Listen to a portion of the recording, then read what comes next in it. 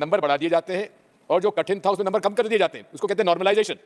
जो निष्पक्ष परीक्षाएं होनी चाहिए थी वो एक बहुत बड़ा व्यवसाय बन गया, क्योंकि पिछले कुछ वर्षों में जो निष्पक्ष परीक्षाएं होनी चाहिए थी वो एक बहुत बड़ा व्यवसाय बन गया है। पेपर लीक, ऑनलाइन एग्जामिनेशन के अंतर्गत छेड़छाड़, और यहां तक कि जो ऑनलाइन एग्जामिनेशन होता है, रिजल्ट आने के बाद कौन सा पेपर आसान था उसमें नंबर बढ़ा दिए जाते हैं और जो कठिन था उसमें नंबर कम कर दिए जाते हैं। उसको कहते हैं नॉर्मलाइजेशन। इतना बड़ा भ्रष्टाचार का ये माध्यम बन गया है जिसका मैं उल्लेख करना चाहता हूं। माननीय, शिक्षा जो है कॉन्करेंट सब्जेक्ट है, लेकिन ये राज्यों में जो परीक्षाएं हुई हैं, जो रिक्रूटमेंट हुआ है, उसका सबसे बड़ा घोटाला मध्य प्रदेश में व्यापम में हुआ। और साथ में आज तक एक अजीब सी बात हुई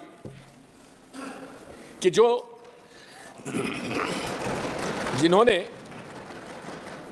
जिन्होंने पैसा देकर बच्चों की भर्ती कराई उनको तो जेल भेज दिया गया, लेकिन जिन लोगों ने अवैधानिक रूप से पैसा लेकर भर्ती की वे आज भी खुले घूम रहे हैं, वे आज भी जेल के बाहर हैं।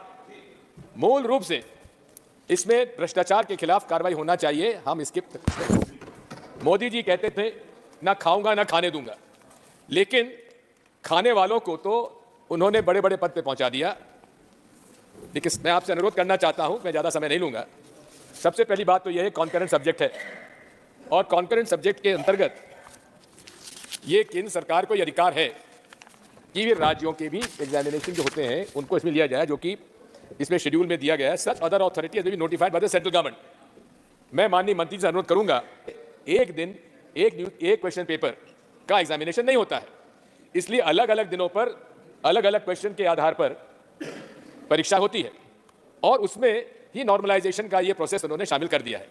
इसलिए ऑनलाइन परीक्षा एक बहुत बड़ा भ्रष्टाचार का कारण बन गई है, एक माध्यम बन गया है। और ऐसी कंपनीज इसमें शामिल हो गई हैं जो ब्लैक लिस्टेड होने के बाद भी दूसरे प्रांतों में जाकर वो अपना ठेका ले लेते हैं और खुलेआम व्यवसाय हो रहा है।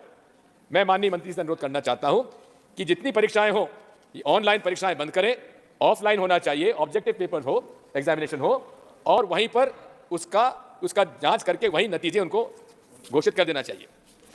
मैं और ये भी अनुरोध करना चाहता हूं, कुछ मेरे अमेंडमेंट्स हैं, हालांकि आज ही तो हमको बिल मिला और आज ही अमेंडमेंट के अंदर टेबल ऑफिस कह रहा है कि आपका स्वीकार नहीं करें, जबकि मैंने टाइम पर दे दिया था। इसमें क्लॉज 1(2) पेज नंबर 1(2) मेरा ये अमेंडमेंट है, इसका दायरा केंद्र राज्यों तथा केंद्र शासित प्रदेशों के आयोग भर्ती संस्थानों तक होगा। ये मेरा अमेंडमेंट नंबर 1 है। दूसरा मेरा अमेंडमेंट है क्लॉज 10 में पेज 6 लाइन नंबर 4 में। इसमें वो कंपनी जो इसमें दोषी पाई जाती है उसको इन्होंने कह दिया है कि 4 वर्षों के लिए उसको अयोग कर दिया जाएगा। जो कंपनी जो आरोपी हो चुकी है उसको 4 वर्षों के लिए उसको परमानेंटली उसको आजीवन प्रतिबंध कर देना चाहिए उसको। तीसरा मेरा अमेंडमेंट है कि परीक्षा प्राधिकरण का उन्होंने नाम रखा प्राधिकरण, लेकिन उसमें आयोग भी होते हैं, बोर्ड भी होते हैं। इसलिए माननीय मंत्री से मेरा निवेदन है कि इसमें परीक्षा प्राधिकरण शब्द के बाद आयोग और चयन बोर्ड के शब्द को भी जोड़ा जाना चाहिए।